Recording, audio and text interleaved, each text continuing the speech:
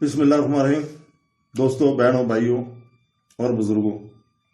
آج ہم صحیح بخاری کی حدیث نمبر 1931 سے 1936 تک بیان کر رہے ہیں۔ حدیث نمبر 1931 میں بخاری رحمۃ اللہ فرماتے ہیں کہ ہم سے اسماعیل بن ابی اویس نے بیان کیا، کہا کہ مجھ سے امام مالک نے بیان کیا، ان سے ابو بکر بن عبد الرحمن بن حارث بن ہشام بن مغیرہ نے، انہوں نے ابو بکر بن عبد الرحمن سے سنا، انہوں نے بیان کیا کہ میرے باپ عبد الرحمن مجھے ساتھ لے کر عائشہ رضی اللہ تعالیٰ عنہ کی خدمت میں حاضر ہوئے۔ حضرت عائشہ رضی اللہ تعالیٰ نے کہا کہ نبی کریم صلی اللہ علیہ وسلم جنبی ہونے کی حالت میں احتلام کی وجہ سے نہیں بلکہ جماع کی وجہ سے پھر آپ روزے سے رہتے، یعنی غسل فجر کی نماز سے پہلے سحری کا وقت نکل جانے کے بعد کرتے۔ حدیث نمبر 132 میں اس کے بعد ہم ام سلمہ رضی اللہ تعالیٰ عنہ کی خدمت میں حاضر ہوئے تو آپ نے اسی طرح حدیث کو بیان کیا۔ 1933 میں بخاری رحمۃ اللہ فرماتے ہیں کہ ہم سے عبدان نے بیان کیا، ہم سے یزید بن زارع نے خبر دی، ان سے شام نے بیان کیا، ان سے ابن سریان نے بیان کیا کہ ابو ہریرہ رضی اللہ تعالیٰ نے نبی کریم صلی اللہ علیہ وسلم سے روایت کیا ہے کہ آپ صلی اللہ علیہ وسلم نے فرمایا، جب کوئی بھول گیا اور کچھ کھا پی لیا تو اسے چاہیے کہ اپنا روزہ پورا کرے، کیونکہ اس کو اللہ نے کھلایا اور پلایا ہے۔ تو دوستو، 1936 میں بخاری رحمۃ اللہ فرماتے ہیں کہ ہم سے عبدان نے بیان کیا، انہوں نے کہا ہم کو عبداللہ بن مبارک نے خبر دی، انہوں نے کہا کہ ہم کو معمر نے خبر دی، انہوں نے کہا کہ ہم سے زید نے بیان کیا، ان سے عطا بن زید نے، ان سے حمران نے، انہوں نے عثمان بن عفان رضی اللہ تعالیٰ کو وضو کرتے دیکھا، آپ نے پہلے اپنے دونوں ہاتھوں پر 3 مرتبہ پانی ڈالا، پھر کلی کی اور ناک صاف کی، پھر 3 مرتبہ چہرہ دھویا، پھر دایاں ہاتھ کنی تک دھویا، پھر بایاں ہاتھ کنی تک دھویا 3 مرتبہ، اس کے بعد اپنے سر کا مسح کیا اور 3 مرتبہ دائنا پاؤں دھویا، پھر 3 مرتبہ بایاں پاؤں دھویا، آخر میں کہا کہ جس طرح میں نے وضو کیا ہے میں نے رسول پاک صلی اللہ علیہ وسلم کو بھی اسی طرح وضو کرتے ہوئے دیکھا ہے۔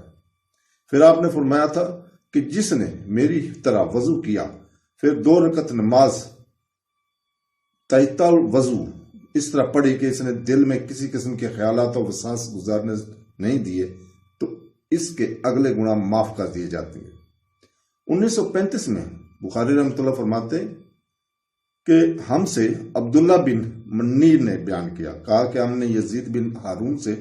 سنا، ان سے یہ یعنی جو سعد کے صاحبزادے ہیں، کہا کہ انہیں عبد الرحمن بن قاسم نے خبر دی، انہیں محمد بن جعفر بن زبیر بن عوام بن خالد اور انہیں عباد بن عبداللہ بن زبیر رضی اللہ تعالیٰ نے خبر دی کہ انہوں نے حضرت عائشہ رضی اللہ تعالیٰ سے سنا،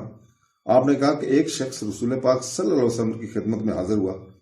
اور عرض کی کہ میں دوزخ میں جل چکا، نبی کریم صلی اللہ علیہ وسلم نے دریافت فرمایا کہ کیا بات ہوئی؟ اس نے کہا کہ رمضان میں نے روزے کی حالت میں اپنی بیوی سے ہم بستری کر لی، تھوڑی دیر میں نبی کریم صلی اللہ علیہ وسلم کی خدمت میں کھجور کا ایک تھیلا جس کا نام ارگ تھا پیش کیا گیا تو آپ صلی اللہ علیہ وسلم نے فرمایا کہ دوزخ میں جلنے والا شخص کہاں ہے؟ تو انہوں نے کہا کہ حاضر ہوں، تو آپ صلی اللہ علیہ وسلم نے فرمایا کہ لے تو اسے خیرات کر دے۔ 1936 میں بخاری رحمۃ اللہ فرماتے ہیں کہ ہم سے ابو میان نے بیان کیا، کہا کہ ہم کو شعیب نے خبر دی، انہیں زیری نے، انہوں نے بیان کیا کہ مجھے حمید بن عبد الرحمن نے خبر دی، اور ان سے ابو ہریرہ رضی اللہ تعالیٰ نے بیان کیا کہ ہم نبی کریم صلی اللہ علیہ وسلم کی خدمت میں تھے کہ ایک شخص نے حاضر ہو کر کہا کہ یا رسول اللہ میں تو تباہ ہو گیا، آپ صلی اللہ علیہ وسلم نے دریافت فرمایا کہ کیا بات ہوئی؟ اس نے کہا کہ میں نے روزہ کی حالت میں اپنی بیوی سے جماع کر لیا ہے۔ اس پر رسول پاک صلی اللہ علیہ وسلم نے دریافت فرمایا کہ تمہارے پاس کوئی غلام ہے جس سے تم آزاد کر سکو؟ اس نے کہا نہیں۔ پھر آپ صلی اللہ علیہ وسلم نے دریافت فرمایا کیا پے در پے 2 مہینے کے روزے رکھ سکتے ہو؟ اس نے عرض کی نہیں۔ پھر آپ صلی اللہ علیہ وسلم نے فرمایا کہ کیا تم کو 60 مسکینوں کو کھانا کھلانے کی طاقت ہے؟ اس نے اس کا جواب بھی انکار میں دیا۔